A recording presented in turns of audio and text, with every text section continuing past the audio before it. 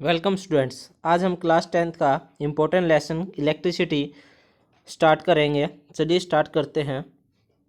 सबसे पहले इलेक्ट्रिसिटी क्या होती है हम देखें।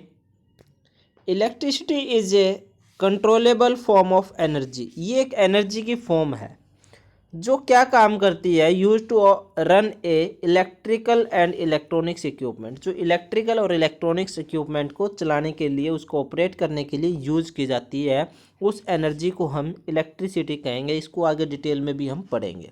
जैसे फ़ैन है, रेडियो है, ये सभी चीज़ें हैं जो ऑपरेट करने के लिए हम इलेक्ट्रिसिटी का यूज़ करते हैं।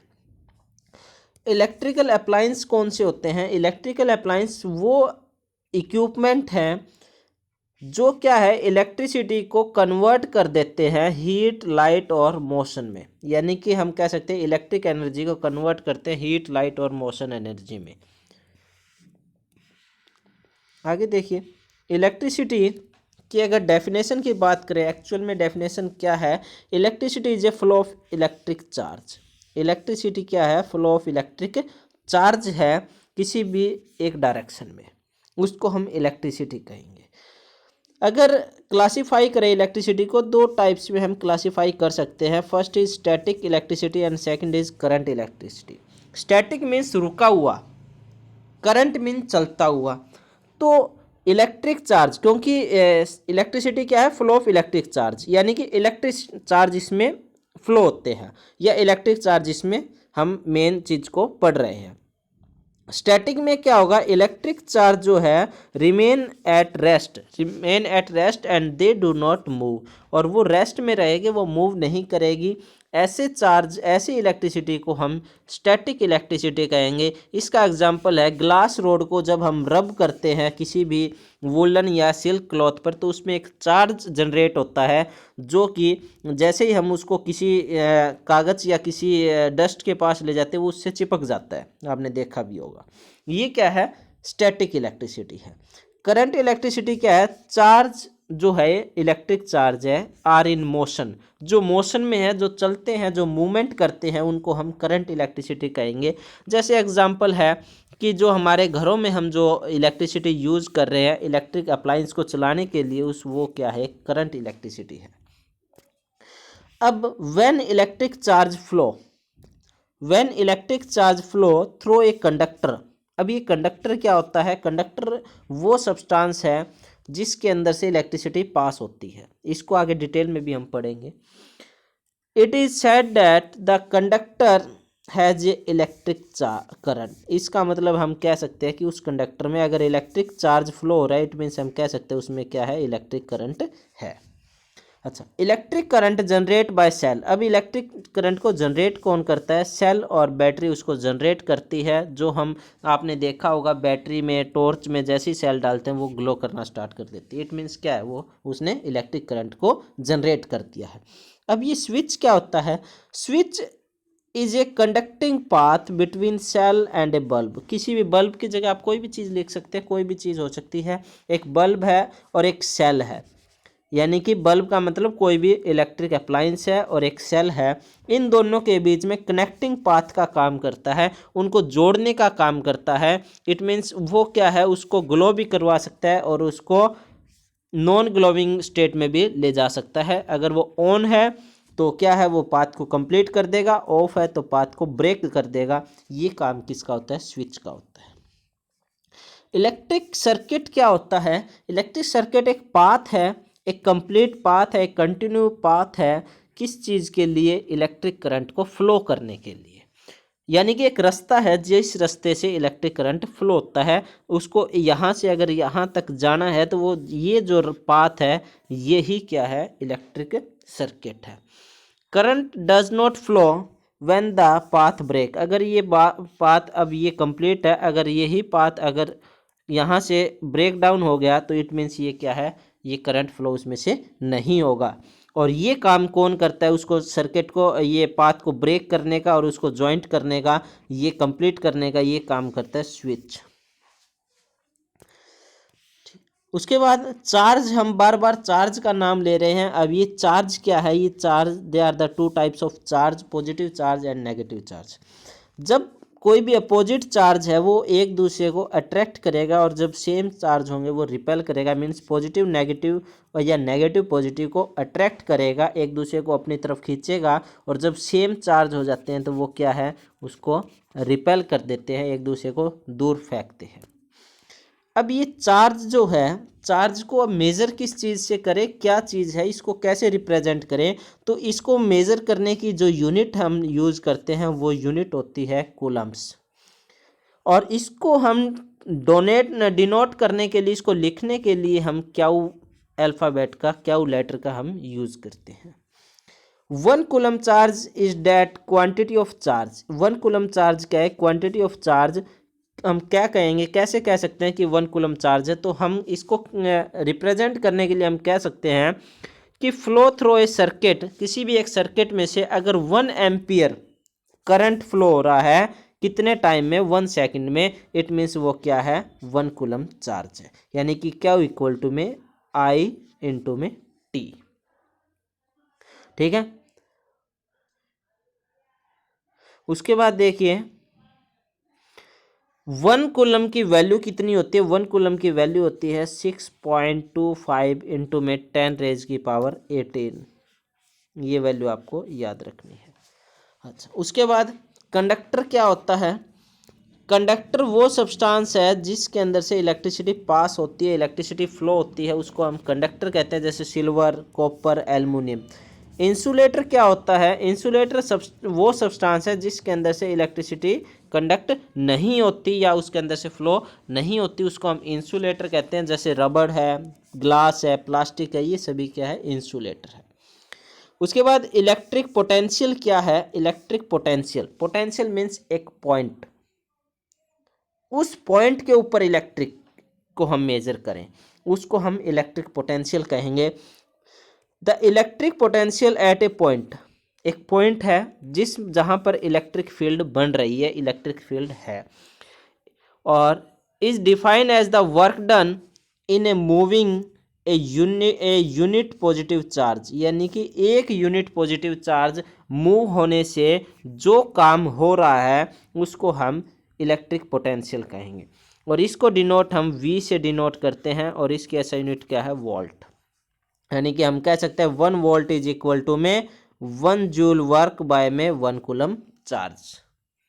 अब पोटेंशियल डिफरेंस क्या है, अब पोटेंशियल डिफरेंस, पोटेंशियल यानी कि डॉट, एक ये वाला डॉट, एक ये डॉट, इनके बीच में जो डिफरेंस है, यानी कि difference between two electric potential, ये वाला इलेक्ट्रिक पोटेंशियल और ये वाला इलेक्ट्रिक पोटेंशियल के बीच में जो डिफरेंस है उसको हम पोटेंशियल डिफरेंस कहेंगे।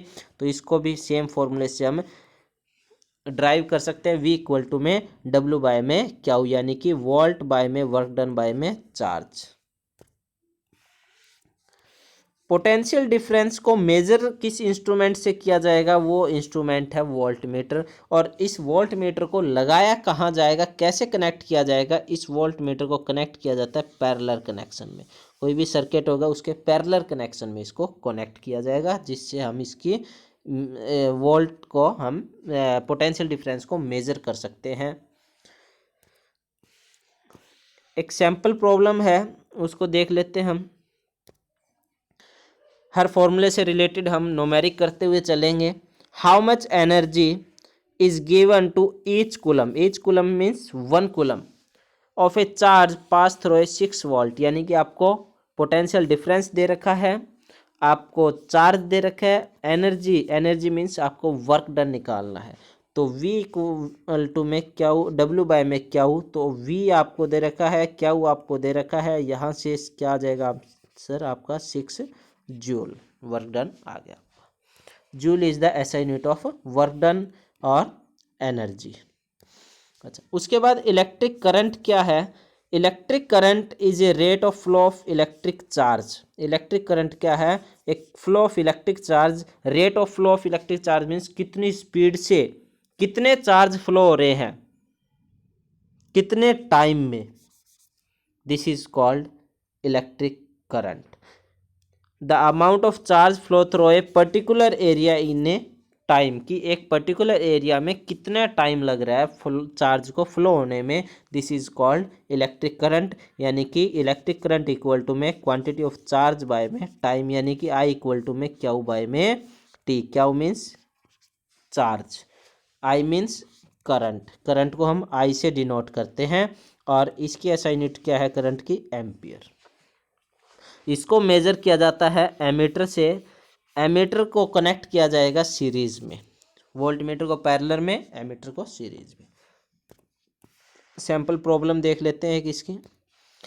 An electric bulb draw S current 0.25 ampere, यानी कि एक इलेक्ट्रिक बल्ब है जिसके अंदर से 0.25 एम्पियर करंट फ्लो हो रहा है इन 20 मिनट्स के लिए, 20 मिनट्स में उस वो हो रहा है। Calculate the amount of electric charge, charge को हमें कैलकुलेट करना है।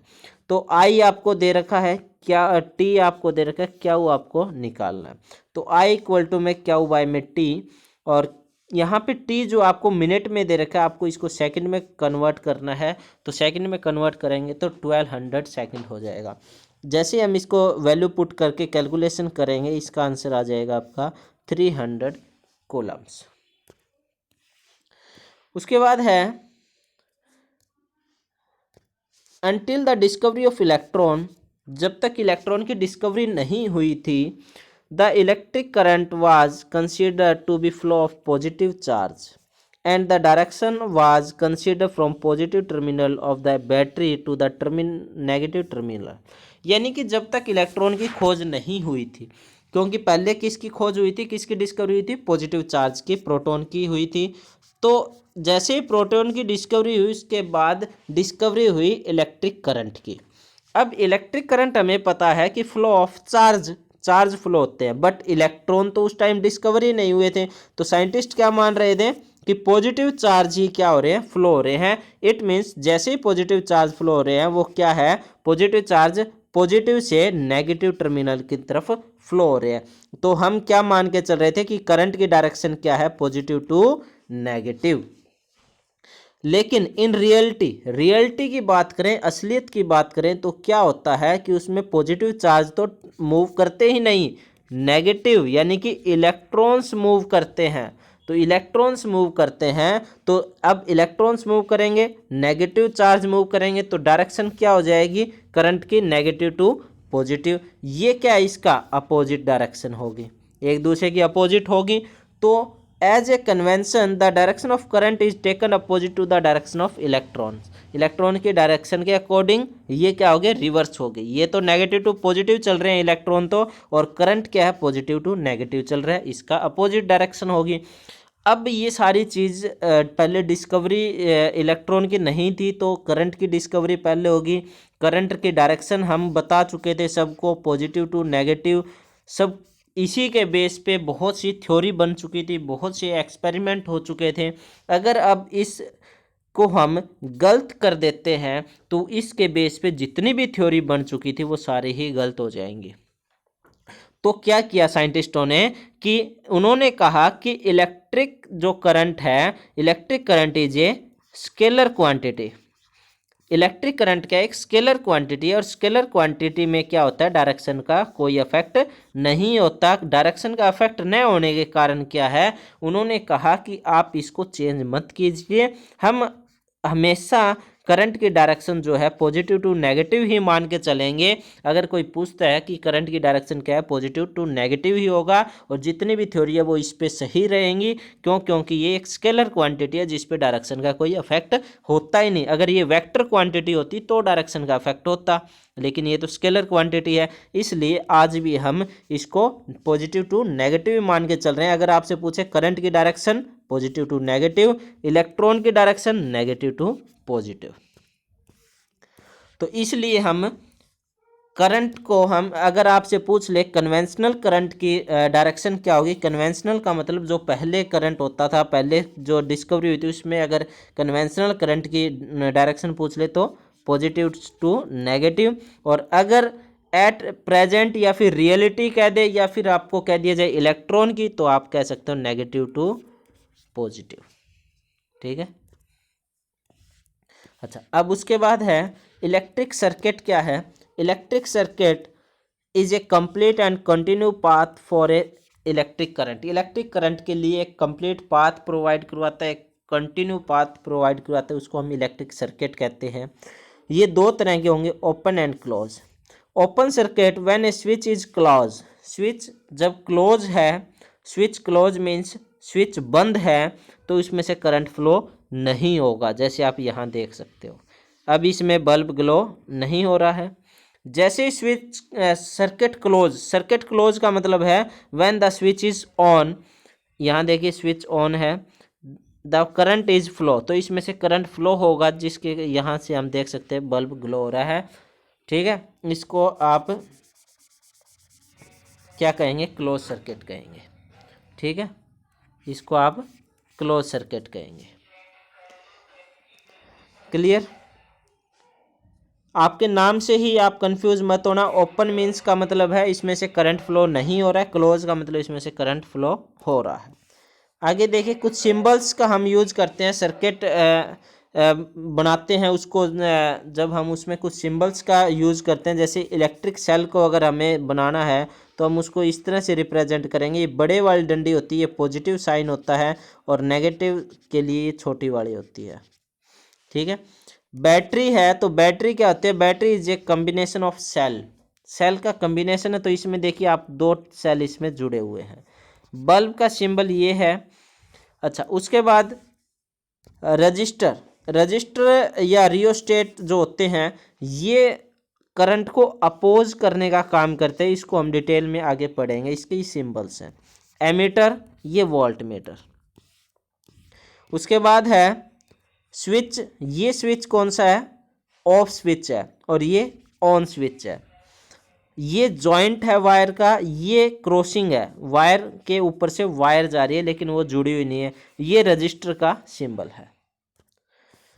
अच्छा, अब हम पढ़ते हैं ओम्स लॉ। ओम्स लॉ क्या है, वेरी वेरी इंपॉर्टेंट है। Ohm's law gives the relationship between the current and potential difference. Ohm's law क्या रिप्रेजेंट करता है, वो हमें करंट और पोटेंशियल डिफरेंस के बीच में रिलेशनशिप बनाता है, बताता है। At a constant temperature current flow through a conductor is directly proportional to the potential difference. एक कांस्टेंट टेम्परेचर पे, यानी कि टेम्परेचर कम ज़्यादा नहीं होना चाहिए, ऐसे टेम्परेचर पे, एक कांस्टेंट टेम्परेचर पे वोल्टेज या फिर हम कहें potential difference is directly proportional to current. Current directly का मतलब है कि अगर मैं करंट को इंक्रीज करूंगा तो पोटेंशियल डिफरेंस भी ऑटोमेटिक इंक्रीज हो जाएगा, तो it means it is potential difference is directly proportional to the current. अब क्या होता है कि ये डायरेक्टली प्रोपोर्शनल का जो साइन होता है इसको हमें हटाना होता है, इसको रिप्लेस करना होता है, और इसको रिप्लेस हम करते हैं किसी कांस्टेंट वैल्यू से या किसी कांस्टेंट सिंबल से। तो हम यहाँ पे इस को हटाने के लिए हम रेजिस्टेंस का यूज करेंगे, और रेजिस्टेंस को हम रिप्रेजेंट करते हैं आर से, तो V इक्वल टू में आई आर आपका एक फॉर्मूला बन जाएगा। ठीक है, V इक्वल टू में आई आर। अच्छा, उसके बाद देखिए रेजिस्टेंस क्या होता है। Resistance is a property of conductor to resist flow of current charge. इसके पास एक स्पेशल टाइप की प्रॉपर्टी है जो क्या करता है, करंट को अपोज कर सकता है, चार्ज को अपोज कर सकता है, उसको कम कर सकता है, रोक सकता है, और इसकी ऐसा यूनिट होती है ओम्स। इसकी ऐसा यूनिट क्या होती है, ओम। तो हम कह सकते हैं कि ये देखिए, अगर मैं कहूँ आई जो है इधर मल्टीप्लाई में इधर जाके क्या हो जाएगा, डिवाइड में हो जाएगा, तो V बाय में आई इक्वल टू में आर, यानी कि R इक्वल टू में V बाय में आई, यानी कि 1 ओम इज इक्वल टू में 1 वोल्ट बाय में 1 ampere. Current is inversely proportional to resistance. Inversely proportional to resistance का मतलब हमने अभी पढ़ा कि R इक्वल टू में V बाय में आई। ये देखिए R और V जो है ये क्या है, इनवर्सली प्रोपोर्शनल है। अगर V को अगर मैं बढ़ा देता हूँ तो R क्या हो जाएगा, कम हो जाएगा। अगर R को V को सॉरी I को अगर मैं कम कर दूंगा तो R बढ़ जाएगा। ठीक है, तो ये क्या है, इनवर्सली प्रोपोर्शनल है। अब ये रियोस्टेट क्या होता है, या वेरिएबल रेजिस्टेंस क्या होते हैं? इज ए डिवाइस और a component which allow changing of resistance in a circuit keeping the voltage same. ये एक ऐसे रेजिस्टेंस हैं जिसकी वैल्यू को हम वेरी कर सकते हैं, बढ़ा सकते हैं, कम कर सकते हैं, डिपेंड करता है हमारे सर्किट की रिक्वायरमेंट के ऊपर। इसके लिए हमें बार बार रेजिस्टेंस बदलने की ज़रूरत नहीं है, उसी रेजिस्टेंस की वैल्यू चेंज कर सकते हैं, उसको हम रियोस्टेट या फिर वेरिएबल रेजिस्टेंस कह सकते हैं, रजिस्टर कह सकते हैं।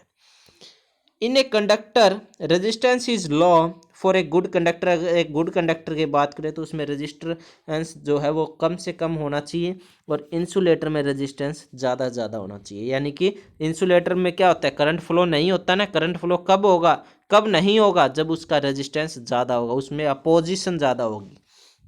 ए conductor having some resistance is called resistor. जिसके पास मतलब उसका कुछ रेजिस्टेंस होता है उसको हम रजिस्टर कह देते हैं। यहाँ पे ये कुछ सर्किट दिए हुए हैं जिसमें क्या है कि यहाँ पे रेजिस्टेंस लगे हुए हैं, रजिस्टर्स लगे हुए हैं, ठीक है।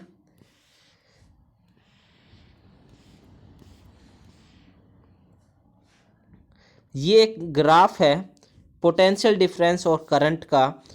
अगर ये कांस्टेंट वैल्यू है तो क्या होगा, हमेशा रेजिस्टेंस जो है वो भी एक कांस्टेंट वैल्यू में चेंज होगा, ठीक है। ये भी क्या है, कांस्टेंट वैल्यू में ही चेंज होगा, लीनियर रहेगा ये, ठीक है। उसके बाद सैम्पल प्रॉब्लम है एक आपकी, यहाँ देख लेते हैं।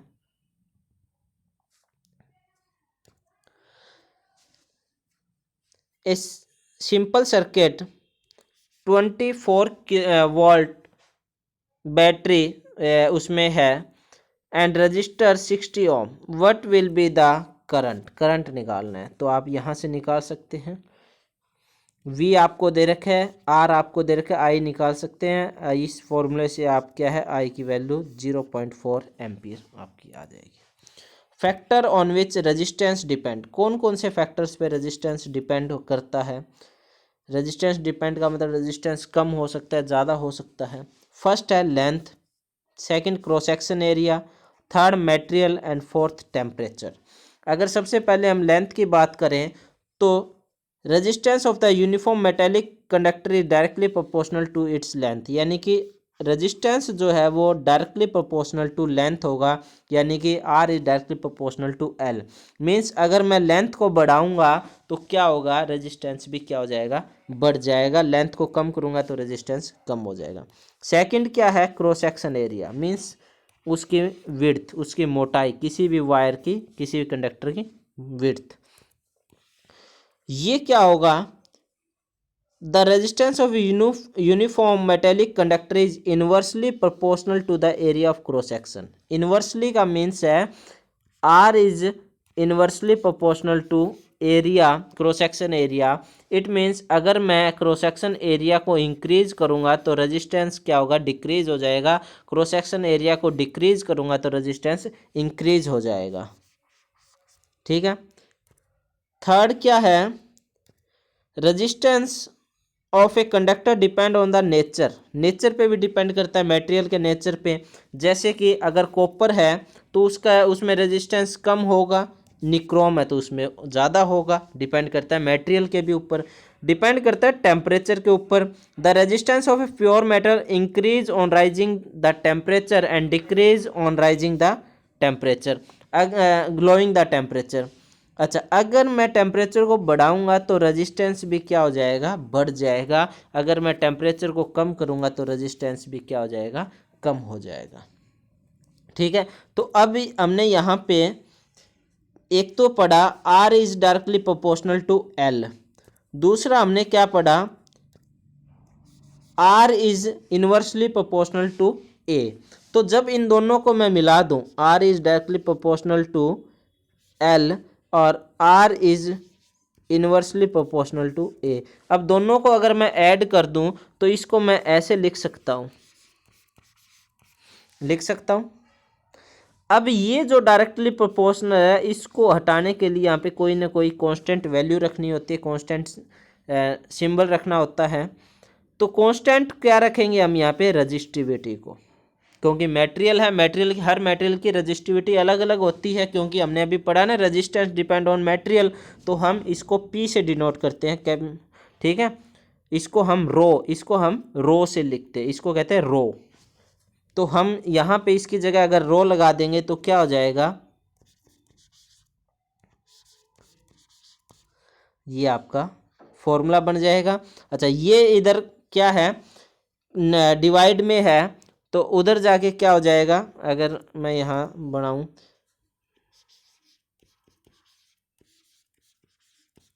ये इधर डिवाइड में है तो इधर जाके ये मल्टीप्लाई में हो जाएगा, और ये इधर मल्टीप्लाई में तो ये डिवाइड में हो जाएगा। तो ये आपका एक फॉर्मूला बन जाएगा रजिस्टिविटी का,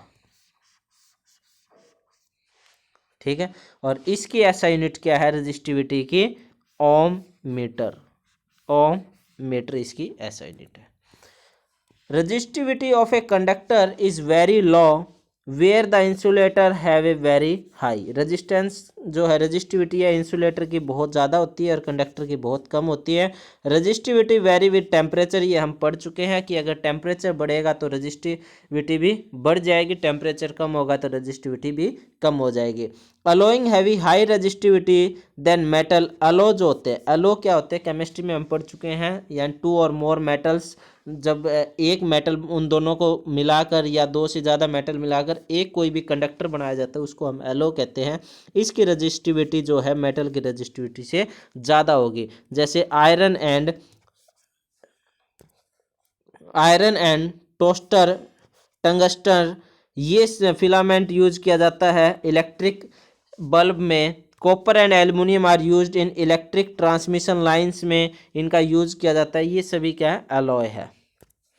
उसके बाद है रजिस्टिविटी की बात करें, कंडक्टर की सबसे कम होगी, फिर अलॉय की, और इसकी सबसे ज़्यादा होगी। Classification of material on basic of resistivity, resistivity के बेस पे अगर हम मटेरियल को क्लासिफाइड करें तो सबसे पहला कंडक्टर, जिसमें बहुत ही large number of electrons flow करेंगे, यानी कि स्मॉल रजिस्टिविटी होगी। इंक्रीज विद टेम्परेचर, टेम्परेचर जैसे जैसे बढ़ेगा बहुत कम रजिस्टिविटी ही इसमें बढ़ेगी। अच्छा, कॉपर, सिल्वर, प्लेटिनम, एल्युमिनियम, ये क्या है, कंडक्टर। सेमी कंडक्टर मीन्स में फ्यू नंबर ऑफ इलेक्ट्रॉन्स, यानी कि greater resistivity as compare to conductor, conductor से ज़्यादा होगी। इंसुलेटर में कोई भी फ्री इलेक्ट्रॉन्स मूव नहीं करेगा, high resistivity, very high resistivity. Insulator में क्या आता है, with decreasing high resistivity which decrease with increase temperature, temperature को बढ़ाएंगे तो रजिस्टिविटी इनमें डिक्रीज होगी। इसकी बात करें कंडक्टर की तो टेम्परेचर के बढ़ाने से इसकी भी रजिस्टिविटी बढ़ती है। अच्छा, उसके बाद है सुपर कंडक्टर की बात करें, सुपर कंडक्टर में रजिस्टिविटी बिकम में जीरो, रजिस्टिविटी क्या हो जाती है, जीरो हो जाती है, ठीक है। उसके बाद कॉम्बिनेशन ऑफ रेजिस्टेंस और रजिस्टर्स, रेजिस्टेंस और रजिस्टर्स के कैसे जोड़ेंगे हम, दो या दो से ज़्यादा हमें जोड़ने हैं तो हम इसको, they are the two ways, series and parallel, series और पैरेलल में हम इसको जोड़ेंगे। For domestic electric circuit we prefer the parallel combination, domestic electric circuit होता है वो हम पैरेलल कम्बिनेशन में रखते हैं, उसको हम आगे और डिटेल में भी पढ़ेंगे। अगर रजिस्टर को हम सीरीज में जोड़ रहे हैं तो क्या होगा, सीरीज में जोड़ने का मतलब है एंड टू एंड, मतलब ये एक रजिस्टर, दूसरा, तीसरा, इस तरह एंड टू एंड इनको जोड़ना है। The current through the circuit remain the same. अच्छा, इस चीज़ का ध्यान रखना है कि सीरीज में करंट क्या होता है, सेम होता है, कहीं पे भी आप मेज़र कर ले, इस सर्किट, ये सर्किट है, देखिए इस सर्किट में आप कहीं पे भी करंट को मेज़र कर ले वो हमेशा सेम रहेगा। The potential difference became sum of the individual potential difference across a, यानी कि पोटेंशियल डिफरेंस सभी जगह अलग अलग होगा, तब यहाँ इस वोल्ट मीटर पे अलग वैल्यू होगी, यहाँ पे अलग वैल्यू, यहाँ पे अलग वैल्यू, बट करंट सेम रहेगा सीरीज में। उसके बाद है equivalent resistance of the circuit is the sum of individual resistance, इन सभी का रेजिस्टेंस जो भी हम टोटल करेंगे वो क्या है, इन सभी रेजिस्टेंस का अलग अलग टोटल, मतलब इन सभी का सम जो होगा वो इंडिविजुअल इक्वल होगा। तो इसको मेजर कर, इसको टोटल रेजिस्टेंस निकालने के लिए हम डायरेक्ट इसको क्या करते हैं, प्लस कर देते हैं जितने भी रेजिस्टेंस उसमें होंगे। ठीक है। व्हेन रजिस्टर, इसमें कुछ यहाँ पे कुछ और नॉलेज की चीज़ें हैं। फॉर्मूला तो हमें पता ही है कि अगर ओम्स लॉ की बात करें, ओम्स लॉ का हमें फॉर्मूला पता है। अगर V1 की बात करें तो V1 I इक्वल टू में I, क्योंकि सभी में सेम होगा, I यहाँ पे भी सेम होगा, यहाँ पे भी सब में सेम होगा, तो I इक्वल टू में IR1 IR2 IR3। इससे तो हम हर पॉइंट की वैल्यू निकाल सकते हैं, वोल्टेज निकाल सकते हैं। When resistor are connected in series the potential difference get added. तो इन सभी का जो भी पोटेंशियल डिफरेंस आएगा, V आएगा, उन सभी को ऐड करेंगे तो इस टोटल पोटेंशियल डिफरेंस के इक्वल आएगा। ठीक है। यानी फॉर एग्जांपल मैं कह दूं यहाँ 6 है, तो ये ऐसे हो सकता है 2 2, या इसका 3 हो सकता है, इसका 1 हो सकता है। इन सभी को टोटल करूंगा मैं तो इस 6 के इक्वल आएगा। उसके बाद है if only one register R is connected in the above such the potential difference is V, so the Ohm's law is. अगर R, कोई भी इन सभी को हटाकर एक R लगा दूं तो इन तीनों की R के इक्वल ही आएगा।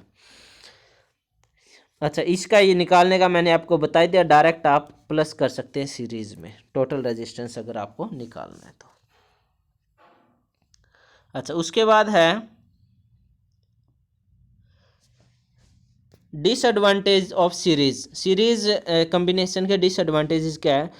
टू डिफरेंट इलेक्ट्रिक अप्लायंस, दो अलग अलग इलेक्ट्रिक अप्लायंस को अगर हम लगाते हैं, हैव डिफरेंट करंट रिक्वायरमेंट, और दोनों की करंट रिक्वायरमेंट अलग अलग है, can not connect in the series. तो हम उसको सीरीज में नहीं लगा सकते। क्यों नहीं लगा सकते? क्योंकि सीरीज में करंट ऑलवेज सेम रहता है हर पॉइंट पे, इसलिए ये इसका डिसएडवांटेज है।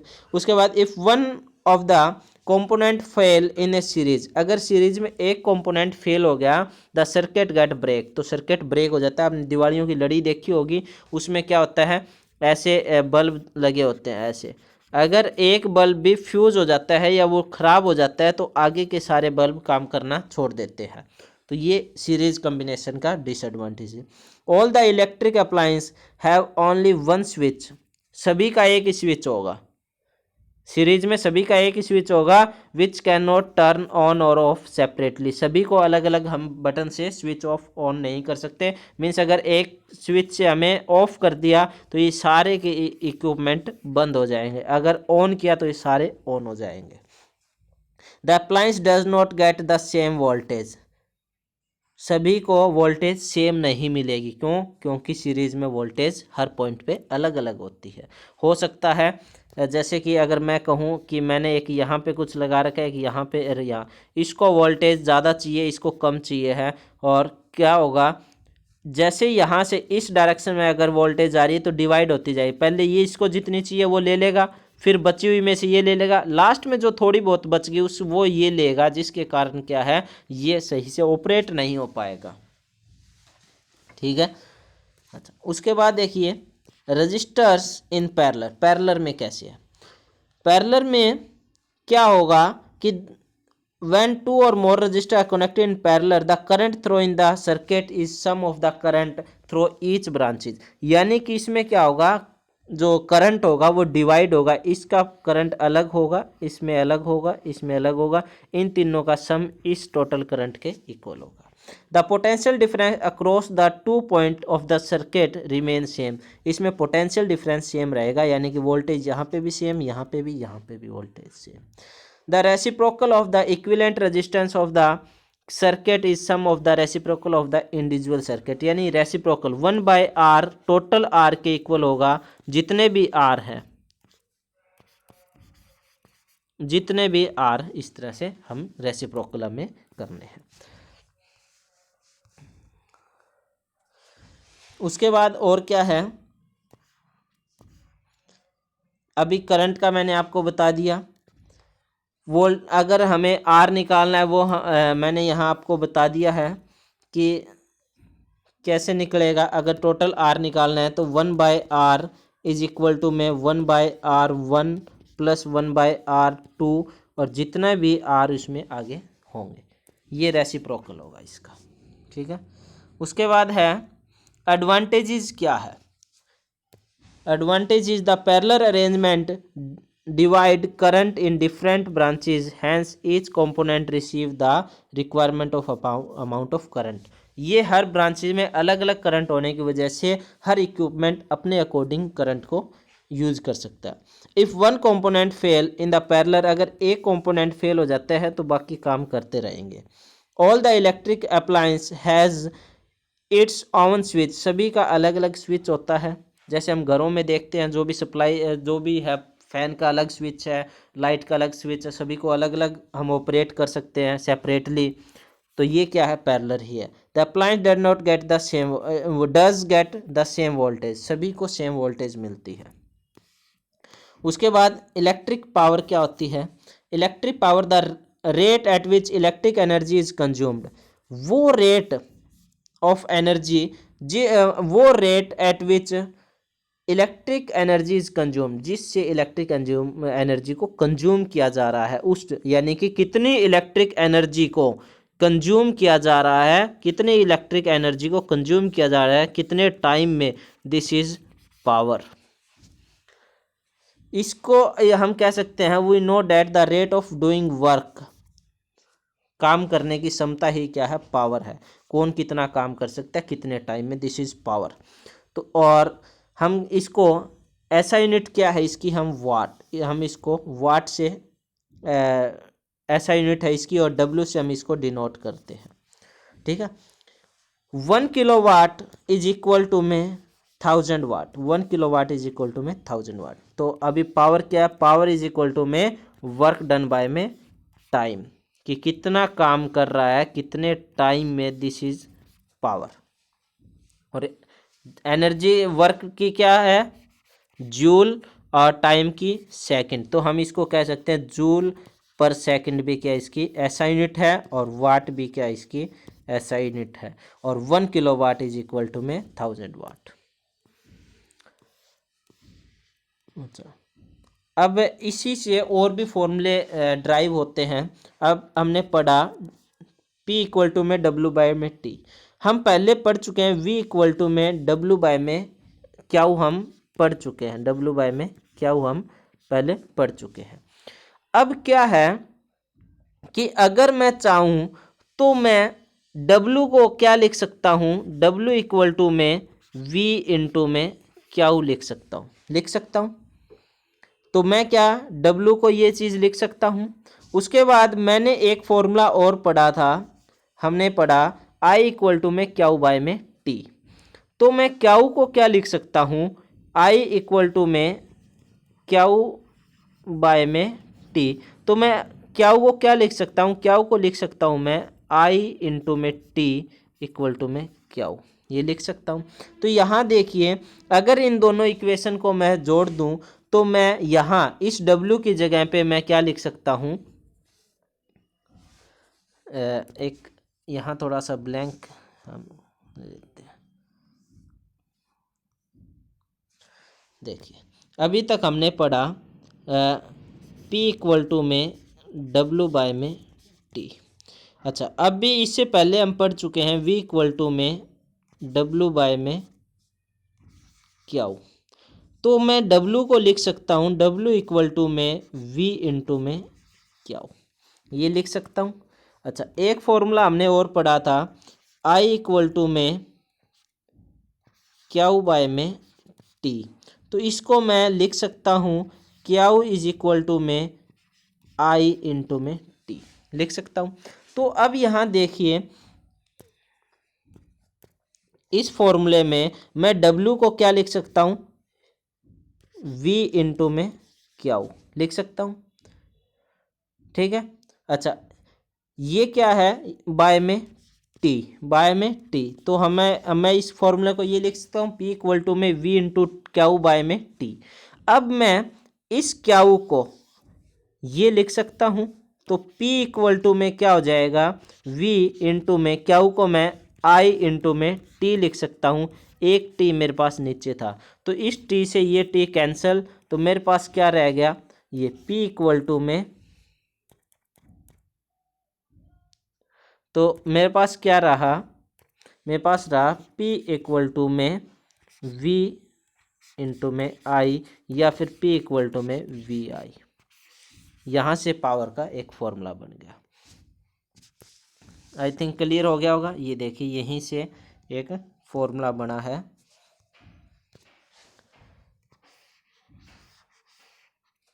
ठीक है। अच्छा, अब ओम्स लॉ हम पढ़ चुके हैं, V इक्वल टू में IR। तो V को मैं क्या लिख सकता हूँ, IR लिख सकता हूँ। तो क्या है, P इक्वल टू में VI है, तो V को मैं IR लिख सकता हूँ, IRI, एक I ये वाला है, तो I और I क्या हो जाएगा, I स्क्वेयर R हो जाएगा। तो ये एक फॉर्मूला आपका यहाँ से आ गया। उसके बाद है हमने पढ़ा है I इक्वल टू में V बाय में R, ये हमने पढ़ा है V बाय में R। तो मैं ये एक फॉर्मूला है पावर का V इंटू आई, तो I को मैं ये लिख सकता हूँ। तो एक V मेरे पास था, एक ये मैं V I को लिख दिया मैंने। तो क्या हो गया मेरे पास फॉर्मूला, क्या बन गया, V स्क्वायर बाय में R।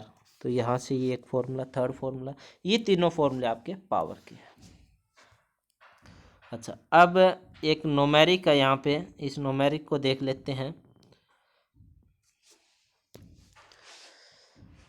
What will be the current draw by the electric bulb. Current निकालना है हमें, पावर हमें दे रखी है, W है ना, इसका मतलब पावर है, वाट है। कनेक्टेड है सोर्स ऑफ, हमें वोल्टेज भी दे रखी है। तो हमें क्या है, यहाँ से फॉर्मूला लगाया P इक्वल टू में VI। तो V हमारे पास कितना था, 220, और I कितना है हमारे पास, I हमें निकालना है, पावर कितनी है हमारे पास, 40 है। ये क्रॉस मल्टीप्लाई करेंगे, इसको सॉल्व करेंगे, सॉल्व करने के बाद आपका आंसर I कितना आ जाएगा, 0.18 एम्पियर। ये इधर आके डिवाइड में आ जाएगा इसके। ठीक है। उसके बाद है electric energy consumed by electric appliance is given by the product of power rating and time. अब इलेक्ट्रिक अप्लायंस जो है, जो भी इलेक्ट्रिक अप्लायंस जो एनर्जी को कंज्यूम कर रहा है, उसको सॉल्व करने का एक फॉर्मूला होता है जिसको हम इलेक्ट्रिक पावर कहें।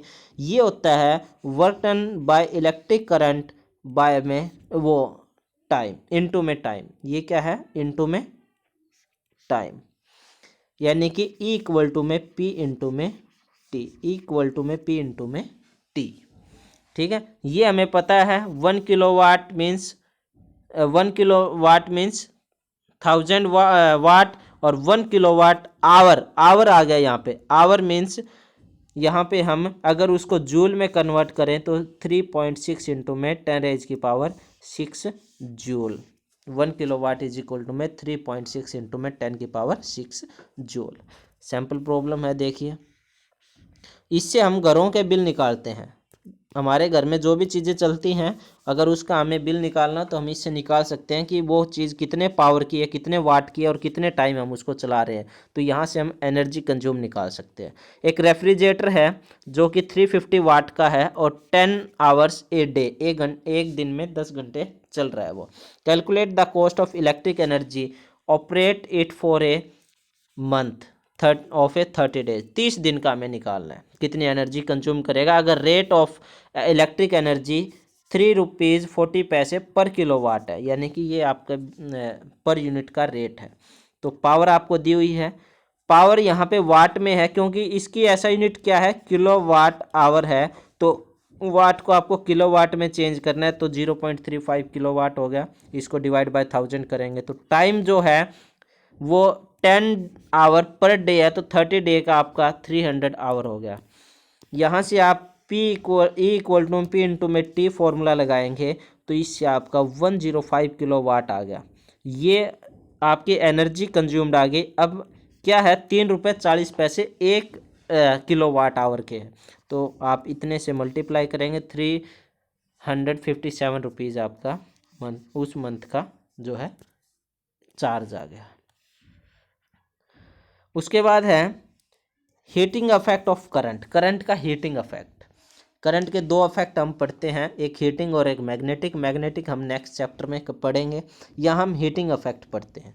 When A voltage source like battery generate a current for a circuit, most of the energy is used up in a maintaining the current inside the circuit।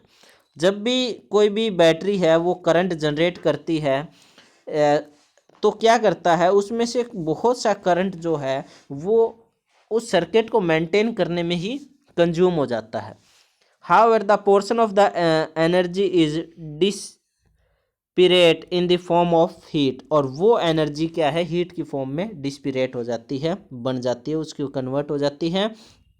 In a circuit containing only battery and resistance the entire energy is dissipated in the form of heat, और जो heat में convert हो रही है energy उसी को हम heating effect of current कहेंगे।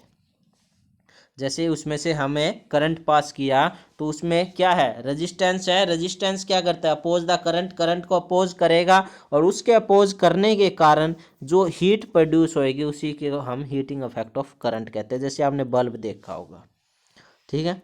अच्छा, इसका फॉर्मूला क्या होता है, हीट इज इक्वल टू में पावर इंटू में टाइम, की हीट हो रही है पावर इंटू में टाइम, तो पावर पी इंटू में टी, और पावर का फॉर्मूला हम पढ़ चुके हैं, पावर क्या होता है आई स्क्वायर आर हमने पढ़ा, तो हम क्या है पावर को क्या लिख सकते हैं, आई स्क्वायर आर लिख सकते हैं आई स्क्वायर आर इंटू में टी। अच्छा, हमने पावर पढ़ा है, वी आई पढ़ा है, तो पी को आप वी आई इंटू टी लिख सकते हो। वी स्क्वायर आर पढ़ा है तो V square R by into T लिख सकते हो। ये हीट का फॉर्मूला है, और हीट की ऐसा यूनिट क्या है, जूल। सैंपल प्रॉब्लम देख लेते हैं। कैलकुलेट द हीट, कितने इतने कूलम चार्ज दे रखा है, transfer in a hour 1 hour में, और पोटेंशियल डिफरेंस 50, यानी कि आपको क्या दे रखा है, टाइम दे रखा है, आपको क्या दे रखा है, वोल्ट दे रखा है, और आपको क्यू दे रखा है। तो आपने पढ़ा है आई इक्वल टू में क्यू बाय में टी, यहाँ से आप क्या है, अब हीट का फॉर्मूला क्या है, हीट का फॉर्मूला आप लगा सकते हो H इक्वल टू में आई स्क्वेयर आर टी। अब आई हमारे पास नहीं है तो आई निकालने के लिए हम क्या फॉर्मूला लगाएंगे, आई इक्वल टू में क्यू बाय में टी, क्योंकि हमारे पास क्यू दिया हुआ है और टी भी दे रखा है, और टी आवर में उसको हम सेकंड में चेंज कर लेंगे। तो यहाँ से हमारे पास आई आ गया है, आई आ गया है आपके पास, वी आपके पास है, तो यहाँ से आप क्या निकाल सकते हो, आर निकाल सकते हो ओम्स लॉ लगाकर। ओम्स लॉ लगाओगे तो यहाँ से आपका आर आ जाएगा, आर की वैल्यू आने के बाद आप हीट यहाँ से निकाल सकते हो, ठीक है। उसके बाद डिसएडवांटेजेस क्या है इसके, इससे एनर्जी का बहुत सा लॉस होता है, अनवांटेड हीट बन रही है, wear and tear of the components भी खराब हो जाते हैं ज़्यादा अगर वो हीट होंगे तो। एडवांटेजेस क्या, एप्लीकेशन क्या है इसके, कहाँ कहाँ पे हीटिंग इफेक्ट यूज़ किया जाता है, देखिए इसका यूजेस क्या है। Appliance based on joule heating, जैसे इलेक्ट्रिक आयरन है, प्रेस है, उसके बाद इलेक्ट्रिक टोस्टर है, हीटर है, ओवन है, इन सभी में heating effect of current he use होता है। Heating effect produce light in A bulb, bulb के अंदर जो लाइट प्रोड्यूस होती है वो भी इसी के कारण होती है। Tungsten wire inside the bulb become the hot and emit the light when elect current pass through it, इसके अंदर ये जो है टंगस्टन वायर होती है, ये जैसे इसमें से करंट पास किया जाता है ये क्या ग्लो होनी स्टार्ट हो जाती है और ये लाइट निकालती है।